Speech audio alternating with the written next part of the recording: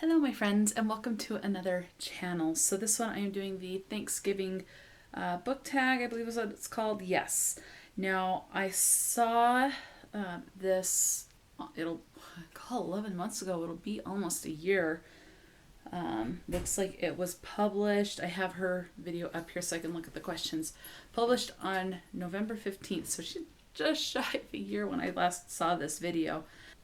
So I saw this tag on Heather's channel, which is called Bookables. I'll link that below. She does have a link as far as the original tag, so I will try and put that below as well if it is still, if that channel is still up. So I will do that. So let's go ahead and get started. There are 10 questions.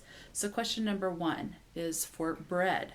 What book is purely fluff and has no real plot line?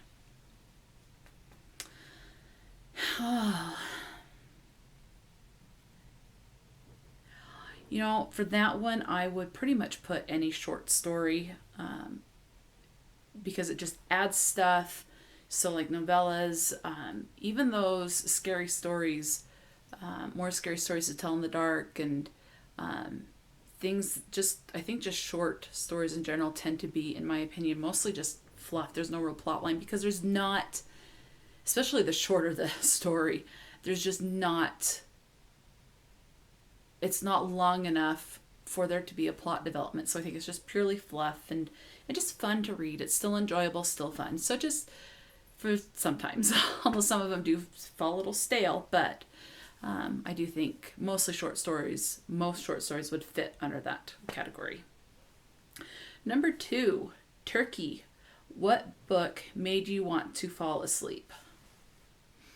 You know, that I'm going to say, and I want to try rereading it. I think I just was not ready to read it, but I really want to try and reread it and reread the whole thing. So I ended up DNFing this book halfway through because I don't think I was ready for it. And that is War and Peace by Leo Tolstoy. I do have that. Let's see. So this is my behemoth of a copy. The first time I tried to read that, it was an e-copy, and so I think it was just, you know, again, just not in the right frame of mind. This is over 1,000 pages. It is, let me look, because it's kind of got references in the back, or summary of the chapters, and then there are some maps. So let's see when the actual story ends. And then there's a little bit before the maps. It talks about the characters. Let's see. Because there's different volumes of this. Okay. Oh, all right. So here we go. The epilogue. I consider the epilogue a part of the book. So including the epilogue, there's 1,358 pages. And I don't even remember. I'm just saying probably about halfway, and that's probably pushing it, probably not that, even not close to halfway. But War and Peace, when I was trying to read it on the ebook, definitely I felt like was going to put me to sleep. But I do want to try rereading it with a physical copy. But yes, I want to read this behemoth of a book at some point in my life. Number 3, Gravy. What book makes the whole series worth reading? You know, so for this one, I am going to go with, I mean, I know this is the first one in the series, but I'm going to go with Divergent by Veronica Roth. I love this. And I remember I saw the Divergent movie before I ever read the book. I did not know this was a book. But the movie looked so good. And when I saw it, I absolutely loved it. And I remember right before I went to see it, my mom telling me, hey, that's based on a book. There's a, you know, and all of that. And that just kind of went on for me. And I absolutely loved this series. I love dystopian books. So, and I know a lot of people will say they just get worse. I think they just stay really good all the way through. That's my opinion. So I absolutely loved it. And so I'm going to say all 3 books make the series definitely worth reading. Number 4, stuffing. What book is stuffed full of action scenes? You know, for that, I am going to go with the Iliad. I could also go with War and Peace on that, from what I remember, but where I didn't finish War and Peace, I don't really want to. Anyway. But I predict War and Peace would definitely fit this. But definitely the Iliad. There was a lot of war and fighting. So that's what I think of when I think of action scenes. That one was kind of hard to get through. I definitely like the Odyssey more than the Iliad, but the Iliad was still good. It was fine, but a lot of fighting and a lot of like the gods getting involved, trying to protect their favorites in the war and kind of sabotage things for those they didn't like and stuff. But so a lot of action as far as that goes. So definitely the Iliad. And that was by Homer. Number 5, mashed potatoes.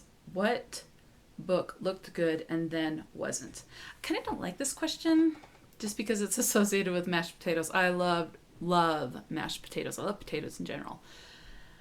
I'm going to say, for that one, I'm going to say one of my more recent reads that I unhauled, and that is The Boatman's Daughter by, I think it was Andy Davidson. Let's check. I'm going to pull up my Goodreads, and I can tell you for sure.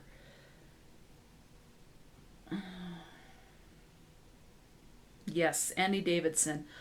It sounded good. The copy that I had looked intriguing and looked inviting and like it was going to be creepy and thrillery. It just was a huge letdown. No. I mean, beautifully written, very poem-esque type or lyrical, however you want to say it. But no. And I just really don't recommend that book. It was a huge letdown. So let's go ahead and move on. Number 6, Cranberries. What book has the sweetest romance? You know, I don't read a lot of romance or books with romance. And if it is, it's a very back seat or on the back burner type of a thing. So there's not a lot. So, yeah. I'm trying to think. I don't even remember the last book I read that had romance. Even in like...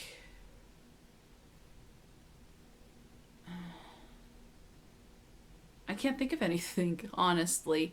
I mean, there was a little bit of romance in, I think, The King of Crows by Libba Bray.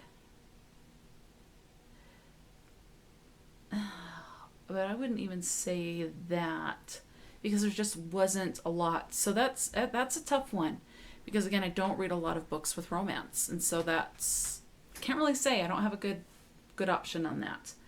So let's go ahead and move on to number 7, which is corn. What's the corniest book you've ever read? That's a tough one. I'm trying to think. I don't think I've really come across a corny book yet. It's either been books that I've absolutely loved or were just okay. And sorry, you're going to hear water running in the background. My mom's getting in the shower. But as far as just kind of corny or cheesy, honestly, I haven't read. I mean, even with The Boatman's Daughter, I wouldn't even say that was corny. I think it was just a huge letdown, but I haven't read anything that I would personally consider corny. So there's that. And that's okay. So let's see. Number 8, green beans. What book is too long and needs to be shortened? Oh, that is a great question. Trying to think. Let's go to my Goodreads to see what I have marked as read, because I know I have read something that I thought was just too long. I know it is. And I want to make sure I get the title right, because I know if I just say it right out, I'm probably going to say the first one in the series instead of the second one. So I want to make sure I get that right. Okay. The one that I thought was too long and could have been shortened. So one of the books, the most recent book that I have read that I thought was just a little bit too long. I thought there was just a little too much and could have been shortened by about at least 50 to 75 pages, if not 100. But I just thought it was just a little too long and kind of dragged. As much as I enjoyed it, as much as the first one. I thought it could have been shortened just a little bit. And that is Vengeful by V.E. Schwab. I know, I'm sorry. But you know what? It is what it is. That's just my opinion. But yeah, I thought that was a little too long. I think there were some things that could have been omitted, that I didn't really see how certain things that were being explained or certain scenes really furthered the plot. Number 9, Pumpkin Pie. What book do you read to get out of a reading slump? You know,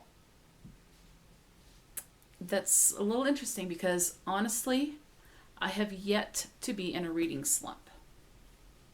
So there's not really a book that I read to get out of a reading slump because I haven't been in one. Thankfully, and knock on wood, that will never happen. So with that being said, let's go ahead and move on to number 10, which is Dog and Cat. Cats are my favorite. What's your favorite Thanksgiving food that you would steal from the table? Mashed potatoes. There you go. I just love mashed potatoes, and I could have that for just a straight meal. I know that's not that very good for you, but mashed potatoes are my absolute favorite. So that is the Thanksgiving tag. Please feel free to do this tag if you would like. You can say or not say if you would prefer that I tagged you. Where this has been, the one that I saw was done by Heather about a year ago. I'm pretty sure a lot of people have done this. Again, I'll link Heather's channel down below as well as the original creator's channel of this. I've got it pulled up here. It was created by, the channel is called Fangirls City, and it was created 6 years ago. So it's been around for a bit, but I will still link that channel below in case you want to see that as well. And until next time, if you would feel so inclined, go ahead and hit the subscribe button and join the family. Hit the like button if you liked this. Again, feel free to do this tag. And then definitely, until next time, please stay true to yourself and enjoy a good book. And I will talk to you later.